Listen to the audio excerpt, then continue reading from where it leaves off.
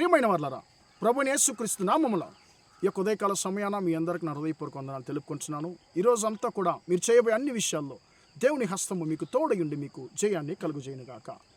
మత్తయి సువార్త 21వ అధ్యాయము 22వ వచనం ఇలా సెలవిస్తుంది, మరియు మీరు ప్రార్థన చేయనప్పుడు వేటిని అడుగుదురో అవి దొరికినవని మీరు నమ్మిన ఎడల అవి మీరు పొందుదురు అని చెప్పి తన శిష్యులతో యేసయ్య చెప్తున్నాడండి. ప్రియులరా, ఈ యొక్క ఉదయకాల సమయాన కూడా ప్రభుని యేసుక్రీస్తు మనందరం చూసి ఆయన అంటున్నాడు, నా కుమారుడు, నా కుమార్తె, నువ్వు ప్రార్థన చేసినప్పుడు నువ్వు వేడుకునేటువంటి ఆశీర్వాదాన్ని నేను నీకు దయచేస్తాననేటువంటి నమ్మకముతో, విశ్వాసముతో నువ్వు ప్రార్థన చేసినప్పుడు ఖచ్చితంగా నువ్వు పొందుకోగలవని చెప్పి ప్రభుని యేసుక్రీస్తు చెప్తున్నాడండి. ప్రియులరా, ఈ రోజుల్లో ప్రార్థించేవారు ఆశీర్వాదాల కొరకు, సమస్యల కొరకు ప్రియులరా ప్రార్థించేవారు అనేకులు ఉన్నారండి. అది తప్పేం కాదు, అది పాపం కాదు, పొరపాటు కూడా కాదు. కానీ ప్రియులరా, ప్రార్థన మాత్రం కాదు ప్రియులరా, మన ప్రార్థనలో నమ్మకము కూడా, విశ్వాసము కూడా ఆ ప్రార్థనతో చేరుకోవాలండి. అప్పుడే ఆ ప్రార్థనకు బలం కలుగుతుంది. యేసుక్రీస్తు తన శిష్యులతో అంటున్నాడు, మీరు ప్రార్థన చేసినప్పుడు వేటిని అడుగుదురో అవి మీకు దొరుకునని మీరు నమ్మితే మాత్రమే వాటిని మీరు పొందుకోగలరు అని చెప్పి యేసయ్య తన శిష్యులతో అంటున్నాడు. ప్రియులరా, యోహాను సువార్తలో మనం ఒక సంఘటన మనం చూడగలమండి. ఒక ప్రధాని ఒకడు యేసుక్రీస్తు ఆయన రెండోసారి మళ్ళీ కానా ఊరికి వస్తున్నాడు.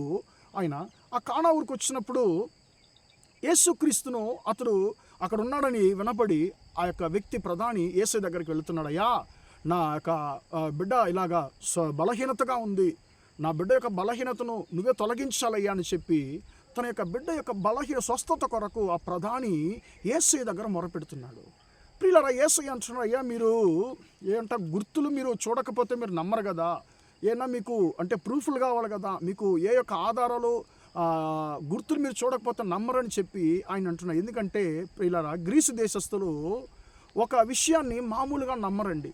ఇతడు గ్రీసు దేశస్థుడు కాబట్టి ఇతడు మామూలుగా వీళ్ళందరూ కూడా మామూలుగా ఏ యొక్క విషయాన్ని నమ్మరండి. వారికి ఏమన్నా గుర్తుంటే మాత్రమే, వారికి ఏమన్నా ప్రూఫ్ ఉంటే మాత్రమే ఆ యొక్క గ్రీసు దేశస్థులు అన్నింటినీ నమ్మి ప్రతి ఒక్కదాన్ని నమ్ముతారండి. ఇప్పుడు ఈ యొక్క వ్యక్తి యూదుడు కాదు, అన్యుడిగా ఉన్నాడు యొక్క ప్రధాని.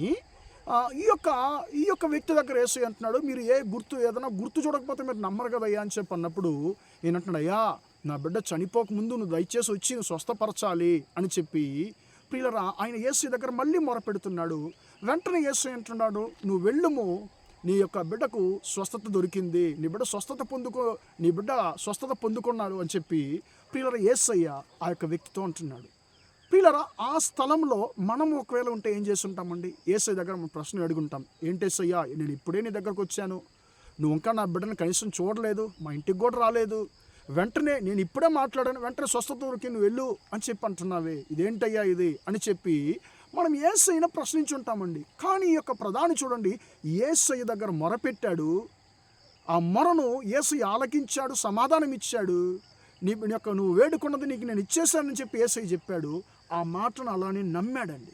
నా మొరను యేసయ్య నాకు దయచేశాడు, నా బిడ్డకు స్వస్థత దొరికిందని చెప్పి నమ్మాడు.